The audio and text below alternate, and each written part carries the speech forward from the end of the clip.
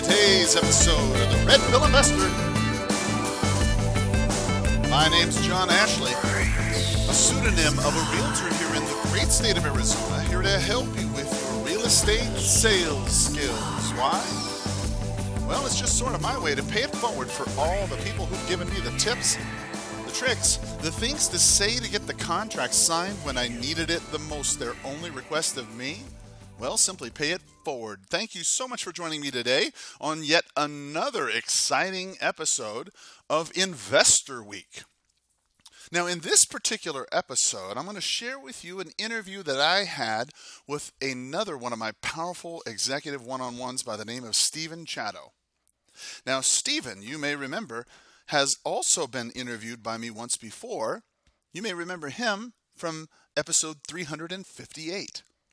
Now, if you're not familiar with Stephen, he's a powerful example of what the Red Pill sales system can do for you. In his particular example, he also didn't have a lot of sales skills training and came to us as a pharmacist. Now, he's got an exciting story to tell about how his business has turned, and I'd like to share with you his production so far year to date. It's June something by the time you hear this, so his first 6 months have been exciting.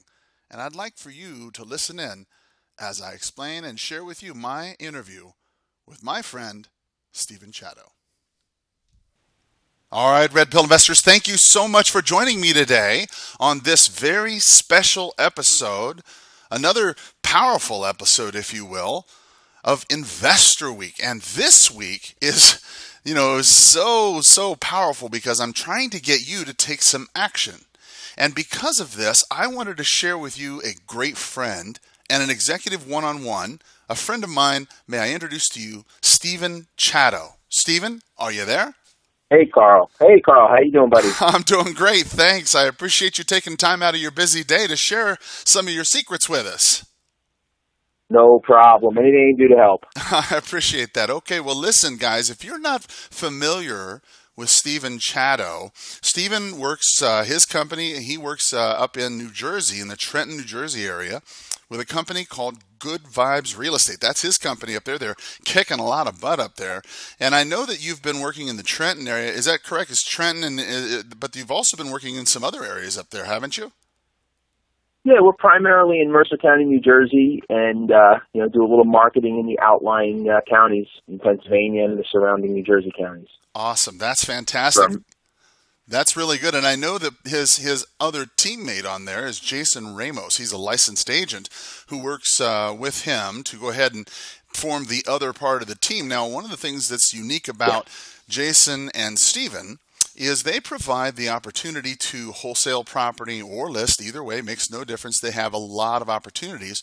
So if you've got some referrals for that area, whether they be listing referrals, buyer referrals, wholesale deals, you want to find some people to work with, well, I would certainly recommend you check out Stephen and Jason because they're very good partners of mine. I really like them a lot. They're good clients. So, Stephen, let's go ahead and jump right into it. Let's talk a little bit about your production. Sounds good. Now, the last time we talked, you and I, it was on episode number 358. That was a long time ago, right? So, wow. Yeah, I know. Up to 500 something? Well, yeah, we're on this particular episode, we're all the way up, believe it or not, up to 431. This is wow. Yeah, it's incredible. But listen, the question I have for you is, as this podcast is pretty much in the first couple days of June, tell us what your production's been like so far this year to date. Year to date, we've been averaging about 3 deals a month. Outstanding. Spread out over some deals that we've actually purchased and rehabbed, some deals that we've actually, helped out people by doing a listing, and other deals where they were just wholesale deals. Outstanding. And actually other deals where we JV'd with people. So we're having a lot of fun. We're looking out there. We're going out. We get as many good deals as we can, and then we're going about different ways of following through on those deals and making them happen. That's very exciting stuff. And I'll tell you, every time I think about how powerful that is, it always reminds me to start out just this podcast in a very powerful way. So would you please share with us, before we get too much further and I get too much out of control with excitement about your story, would you please share with us a little bit, maybe a quote or a tip or an idea, something you say to yourself just to kind of kick the show off right? Sure, absolutely. One of the big things in our business that we have up on the wall is consistency creates momentum. Consistency creates momentum. Wow, that's a great Yes. one. Okay, yeah, I Yeah, I like that. absolutely love it. It's amazing how it's the small things that add up. You know, anything you do, you do it once, you may get results, you may not. If you do it consistently, you're going to get results, and then they're going to start to increase. Wow. You know what? I've just got to tell you, that is an amazing outlook, especially when you're coming from a non-sales background, as I recall, and what people will recall if they go listen to that previous episode, that you are not a salesperson by training. You kind of came into this business from pharmacy. Is that correct? That is correct, exactly. I was a full-time pharmacist up until about 2 years ago. Wow. Okay. And so as a full-time pharmacist, you went to school to go ahead and learn how to do that. That's a very competitive environment, I know. But yet you chose to walk away from that and go into full-time wholesaling. Why? Correct. Well, I mean, basically, I'm looking to write my own ticket, and I'm looking to really just do something I enjoy. Real estate's a lot of fun. I mean, you just meet so many great people, and you actually have the ability to really get out there and help people. So it really was where I needed to go, and there's a lot of writing on the wall in pharmacy, especially in my area. They have a lot of pharmacy schools now, and they're churning out pharmacists left and right, and it's just a matter of time before, you know, they got the guys that have been around for a while. They're going to say, hey, you're making too much. So I said, I got to take care of myself, and I got to, chase my dream and follow something I enjoy and, write my own ticket. You know, I have to commend you for that, because there are so many people who sit back in life, and I know my dad was one of those kind of people. You know, I love my dad. He was a good man. He tried hard. He took care of us. And my mom always used to tell me stories about how he wanted to get into sales. He thought he would be good at it. And in fact, he was pretty good at it in certain circumstances. And yet he never did, because he was afraid. He didn't take that step to become an entrepreneur to take care of his family, because he felt like, gosh, what if it doesn't work out? I got kids. And it seems like you faced that same challenge head on and decided to roll the dice, and it's paid off pretty well for you. I imagine it's pretty easy, right? Oh, yeah, it's the easiest thing I've ever done, right?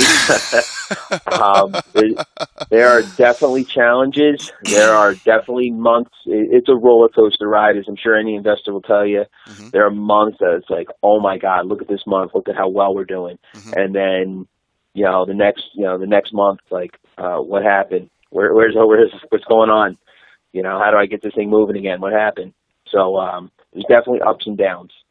So in your particular niche, now you'd mentioned in your market, you've been averaging three deals a week. I'm sorry, 3 deals a month for the last 6 months. Deals a week, I wish. Yeah, not yet. We'll get you there. Don't worry. The point that I guess I'm getting at is, though, that you're practically doing a deal a week, which is kind of what I'm telling you to do. If you could do a deal a week, I mean, your life would be pretty good. And as you've been trying to accomplish that, create that deal a week kind of thing, you've been able to, it seems, make it relatively predictable, relatively duplicatable perhaps, where okay, I need to go here and do that. How do you generate this business? Do you just send a lot of mail?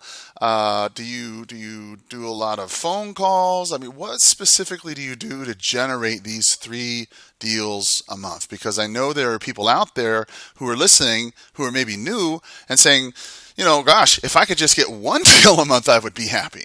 So how do you generate that 3 a month?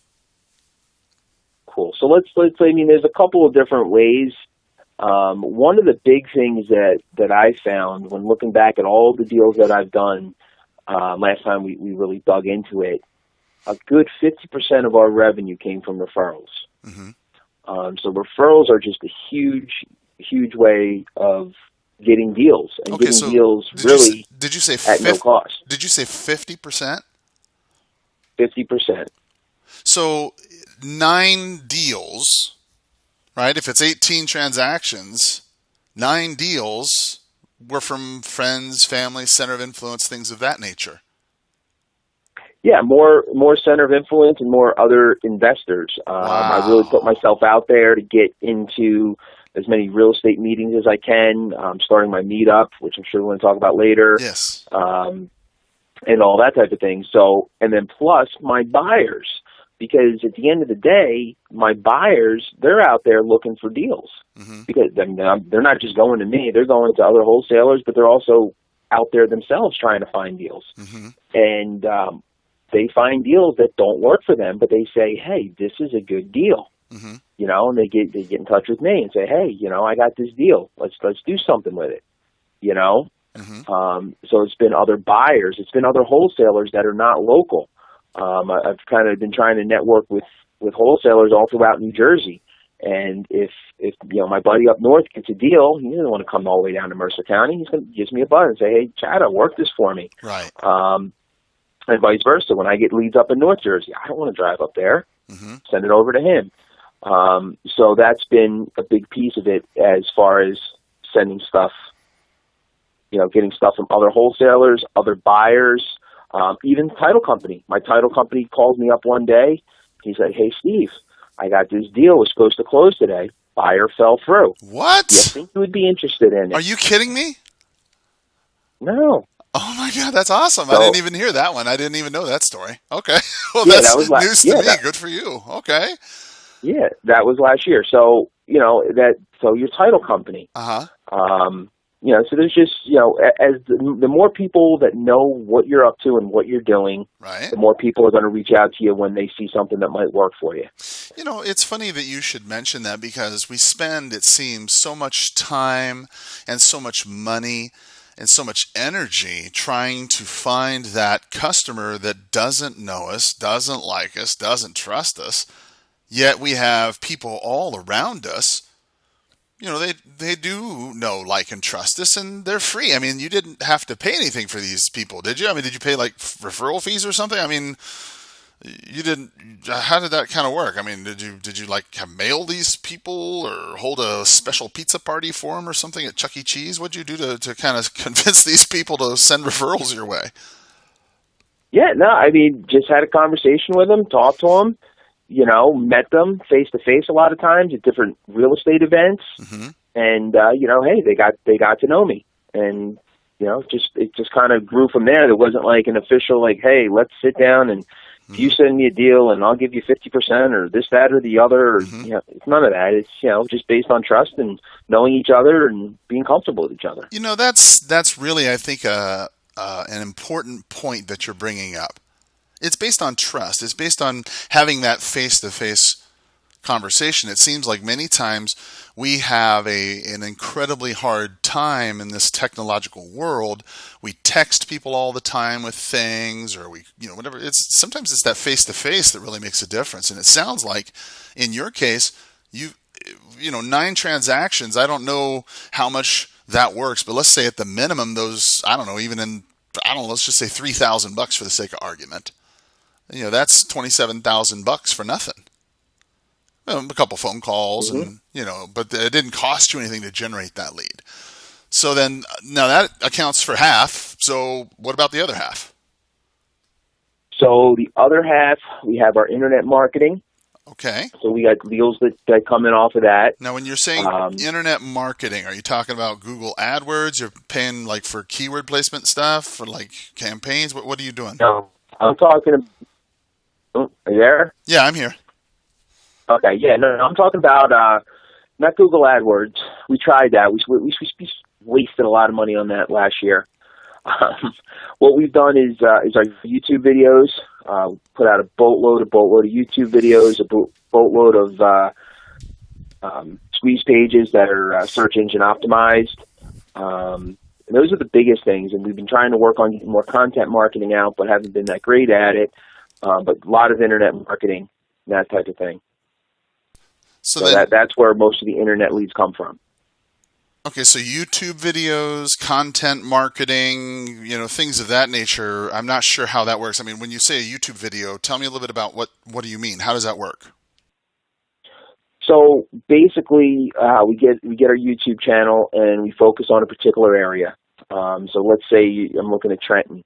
I'll make a YouTube video specifically designed for, We Buy Houses Trenton, or We Buy Homes Trenton, to avoid any copyright infringement. We Buy Homes Trenton, Sell My House Fast Trenton, Quick House Sale Trenton. And I just, every keyword that I can think of, I do that, make one video for each keyword for Trenton. And then I do all the surrounding areas and just every town and grow it out from there. So it's a big network of pages, and then those pages are linked to my We Buy Homes Trenton Good Vibes page. So it's like content, and it's supporting each other, and it's like a big network of stuff between, I probably have about 2,000 pages and about 1,000 videos. Wow. Wow. So obviously that took you a lot of time and probably cost you a lot of money to make, I imagine, correct? It took time to set up the process. It didn't cost that much money, because once the process was set up, I automated. I gave it out to a VA and let them go at it. I see. Okay. All right. Cool. Well, that's an awesome way to do it. So then you've got a lot of this internet marketing, and you're saying that you're not paying for placement or anything like that, that you're just getting organic traffic. And because you're on YouTube in particular, Google gives you preferential treatment in search engines, especially if they're saying, I want to buy a house, sell my home or whatever, buy a house or whatever, sell my house in Trenton or whatever town you're in. Because it's on a YouTube video, it's going to have an extra bump. It's going to be a little bit higher in that result. And you're saying that a lot of that is really contributing to the business that you're getting, plus it's getting the word out about your business. Yeah, so we have that as far as a lead source. And then at the end of the day, we do direct mail also. Okay. So we're doing our direct mail. And with that, I've noticed you got to be consistent with it. If I'm consistent with anything, as long as I'm consistent with it, it keeps getting leads coming in. Mm-hmm. They're not as easy to deal with as the leads that come in off my internet marketing, but they're out there. And then being that we have the dual ability to actually convert some of them to listings, that helps a lot. Because when there's people call and they're thinking about selling, they're not always thinking about selling at pawn shop prices. Absolutely. So then we can offer them through Jason retail prices. Absolutely. Yeah, and there's certainly a lot more flexibility in terms of, because he's an agent, he can certainly have partnerships and develop partnerships with affiliates to go ahead and have them assist in the payment of the postage or the production or whatever. Title companies many times can provide, address labels or whatnot, many times very cheaply. I mean, it just depends. But yeah, you're right on track. There's nothing wrong with doing direct mail, provided that you can keep it up for such a long period of time, because it does take time to curate that, and you have to be able to do it consistently. If you don't have the time and you can't do it consistently, then that's where it becomes a huge problem. So it looks like in your particular circumstance, you've been able to devote the time, you've been able to devote the money, and it has produced some results because you've been doing it long enough. Is that right? Yeah. Awesome. Good deal. Good deal. Okay. So now we've talked a little bit about the mountaintop. I mean, 3 deals a month for 6 months, a regular kind of thing. You walk away from being a pharmacist, a highly respected position in the community, into being a nasty wholesaler. And now you're doing 3 deals a month and you're striving for more. So what has been really your biggest challenge so far, would you say, this year? Let's see. My biggest challenge so far this year is really getting the follow-up in place. We've really been trying to up our game. Really been working on getting ourselves to be as professional as we can possibly be. So in that process, it's definitely a learning curve. There's systems that need to get put in place in order to show up as a professional, to reach back out to people, to follow up with people, to make sure you're prepared when I'm on the appointment, make sure you have everything you need, make sure you're not letting anything fall through the cracks. So that's really where we've been challenging ourselves and where we've been struggling, just because it's a lot. As simple as it sounds, it's a lot to set up. Any systems that get set up they sound so easy. I'm just going to do this. And then you go to implement them, and then you need tweaks, and it does take a little bit. But systemization has been a big focus for us so that we can take care of the leads that we have better, especially when we're paying for leads and we're getting them in through direct mail marketing. Especially those leads, they cost us money, and if we're not doing everything we can possibly do to take care of those leads, we're not going to get the best returns on our investment, and we're not going to help as many people. Right. Well, I think that's a very important point that you're bringing up, and it certainly is true that you cost yourself money when we don't follow up properly. Whenever I think about that, I think about how many deals have I personally lost because I didn't call them enough? How many times have I lost a deal because I wasn't aggressive enough? How many times have I lost a deal because I just thought I had it in the bag and I would, take my time, or whatever kind of nonsense I would tell, story I would tell myself. So that's a really. Go ahead. I was gonna say we just lost a deal recently. We took too long to follow up. It wasn't that long. Took too long to follow up and called the guy back. Said, "Oh, I got somebody else under contract for $5,000 more than you were offering." Yeah. And it fell through. And it is what it is. But again, it's a perfect example of hey, got to follow up, got to service the customer. And that's the thing. I think that we, if you choose anyway to do this professionally, as you have, if you choose to do this professionally, if you're in it for a Facebook check and that's, that's all you're here for, then you don't really care about that kind of stuff and it's just once and done. But if you choose to do it professionally, like Stephen's done, he's taken a look objectively at his business and said, okay, well, where am I weak? Because that's what a pro does. I mean, Michael Jordan would go back and look at his games. Tiger Woods would look at his shots after he got done playing a round of 18. He would go and he would hit another 400 balls before he would quit. I mean, when you think about it, practice makes perfect, and being aware of where you can improve is certainly the key of professionalism, as well as a way to increase your business quickly. So I think the mere fact that you're aware that you need to improve on that is grounds where you're starting to see that improvement's going to turn and become more favorable for you. So that works out really well. Now, let me ask you, one of the things that I have been personally astounded by is your ability to create this meetup group. Now, some time ago, we had talked about creating a meetup group and using the people that you know already to form a mastermind. And you had taken that, to an entirely different level. Tell us a little bit about that genesis of that, and then where it is now. Cool.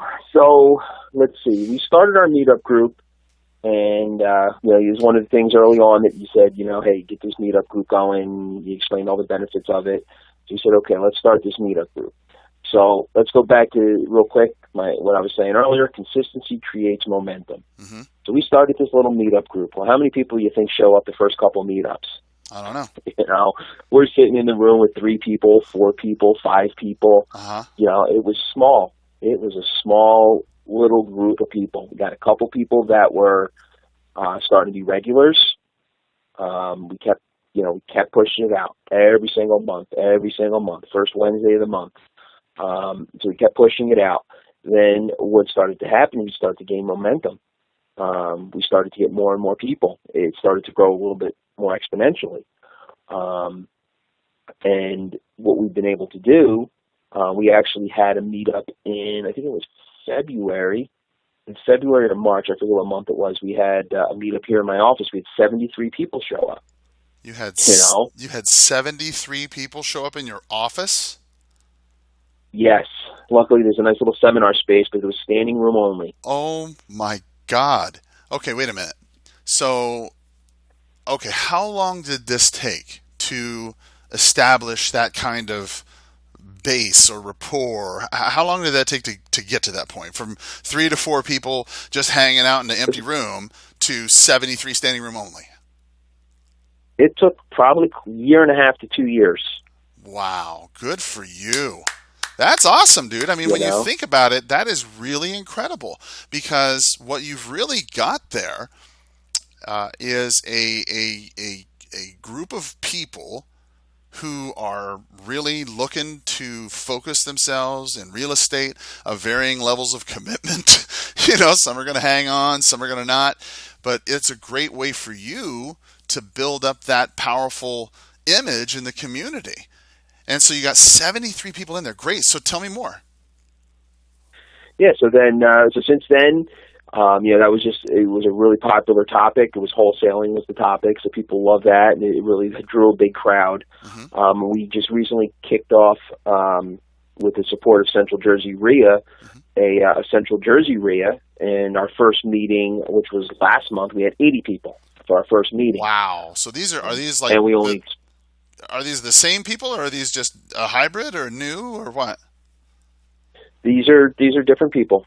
I mean, they're not all different people. There's a lot of the same people, Sure. but a lot of overlap. That's, it's in conjunction with an official RIA. But there was a lot of other new ones, huh? Yeah, we had a lot of new people there. It was great. Wow. So that's kind of what we're building, and it's only going to get bigger. And, it's just the more people I get around, the more people I talk to. I was just at a meeting last night for another RIA and talking to some guys, and just like, wow, you talk to these people, and there's guys out there and gals that are just thinking big. They're thinking big. And, I know for me, there's time, I'm a big thinker, but there's times where I start thinking small. Mm-hmm. And to be around these people that think big, that are out to do more, that are just, it motivates me. It motivates me. It gets me excited. And it's like, wow, what's possible? Anything. That's great. That's really awesome that you've done that, because I think what you did, when I was initially kind of giving you just sort of an idea, perhaps, was just the idea perhaps you could create that kind of situation for yourself where you have a lot of people who feel comfortable with you. They see you on a regular basis in a professional sort of way, and then they look out to you for help and guidance. And you've been able to take that, and in such a short period of time, even just this year alone, you've, because of networking and referral business and things of that nature, because of things like this, you got 9 transactions out of it already? And it's only going to get bigger. Absolutely. Yeah, so that's amazing work. I think that's an amazing plan for what you're doing. So now, is that all you do to generate business? Is you just got the networking, you got the internet stuff, you got the direct mail? Do you guys do any kind of calling at all, or no? As far as calling, we have a system set in place to regularly pull in FSBOs. So we have somebody that we're working with that she's another local investor we met through a meetup, and she kind of helps us by handling those calls. She gets out, she makes those calls for us, and helps us, get through them so that we can get more leads coming in. And then we also have her actually following up with a lot of our old leads, ones from way back in the day, to see if we can drum up some business from calling them. It's funny you should. Go ahead. Go ahead. Well, I was just saying, it's funny you should mention that, because, a lot of the things that you're talking about doing and the things that you've done reminds me a lot of the history that I've always heard about the early realtor associations and things. They would, get together and they would cooperate with each other, their local REI, so to speak, and they would have, other agents that they would work with and send them their old leads and have them work each other and cooperate. And that's really what you're doing. You're kind of like Yeah, creating a MLS, a board of realtors almost, professionalism, so to speak, in that greater New Jersey area. You're upping the game of all the other people in that area to really say, look, if you want to take your game to the next level and do, 3 deals a month or more, then you need to start taking it professionally. That's what I'm hearing. yeah, absolutely. Awesome. Well, good deal. Well, listen, I know you're a busy guy, so I'm going to go ahead and let you go. But before I do want to ask you a little bit of advice. Now, many of the people that listen to the podcast are new. Many of them are wholesaling investors. Others are rehabbers. I know you do a lot of that yourself.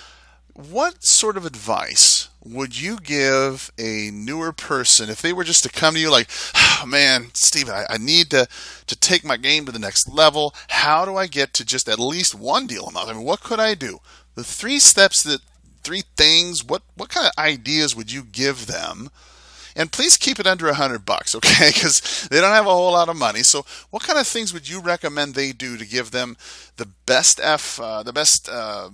effect for the least cost? What would you say? Gotcha. Okay, well, number one, a couple things. So, number one, I would definitely you got to know who the players are in your market, and you got to get to know them. So you're going to do that. You're going to go to the RIA. You're going to go to the Real Estate Investors Associations, the meetups, and just get in touch with as many people as you can. Mm-hmm. Get to know as many people as you can. There's a lot of buyers there. Okay. How am I going to sell my deal if I get it? Well, there's a lot of buyers there. You can talk to them, find out what kind of stuff they're looking for, find out where they're looking. So, I mean, that would be one thing that is huge. Get to know as many people involved in the real estate game as you can. So that would be one thing to do. You need to get some leads coming in. You need to get some deals. You need to get into some houses. You need to learn your scripts, right? So I would say anybody, first thing you do, get your scripts and call FSBOs. Call them. Call FSBOs. Interesting. Okay. Why you call FSBOs? Yeah. Well, even if you don't have any idea what you're doing and you're afraid, oh my gosh, what if I get something under contract? No matter what, if you're calling FSBOs, you're role playing with them and they don't know it.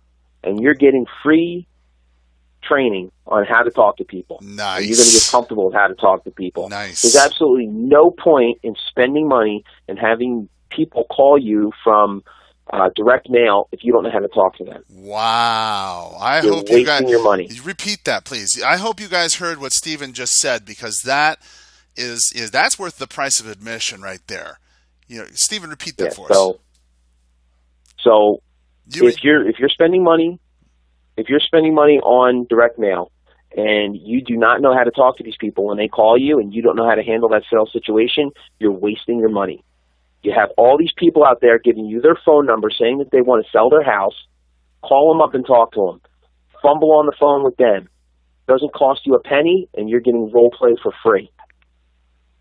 Wow. Good for Real you. deal role play.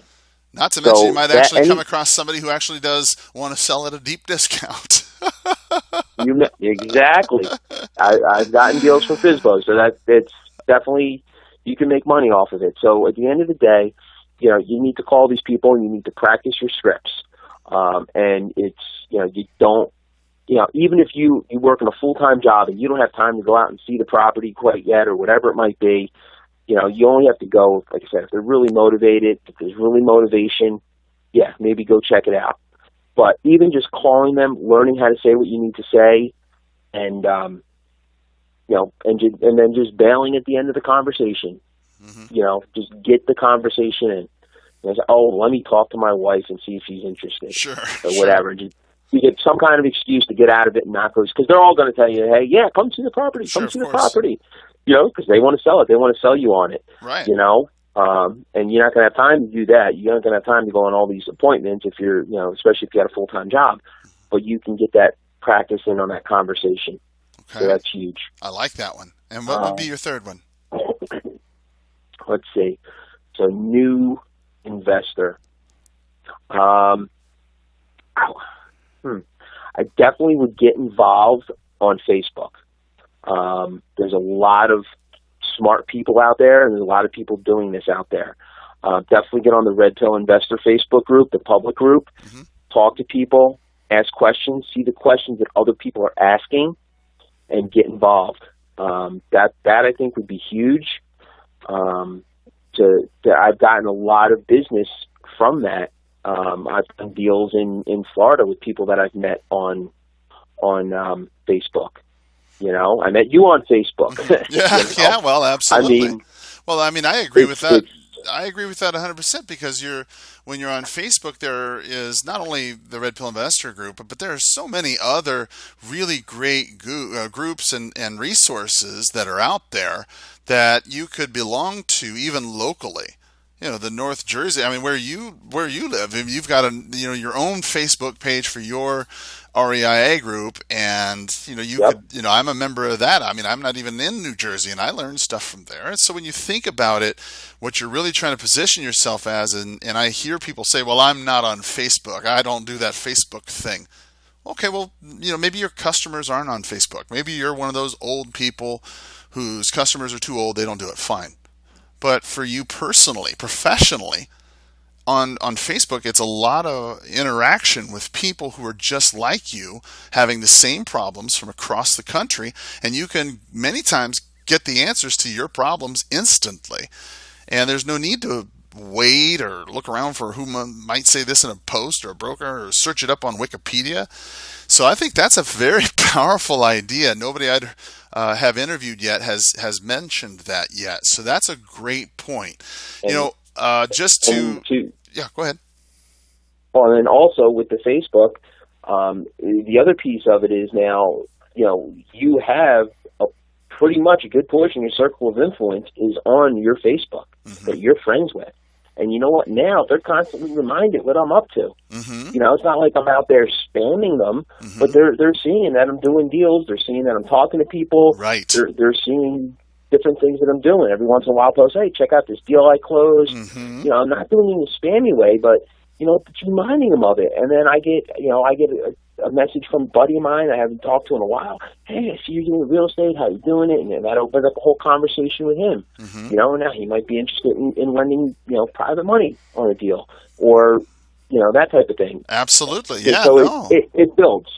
It builds. So that's the other piece of it is it's interaction with your circle of influence. And I keep hearing that, and I agree with you wholeheartedly. And that's one of the, as you remember, that was one of the very first things we talked about in coaching was the need to create that center of influence and how important it would become for you. And it seems like it's really kind of come full circle, really.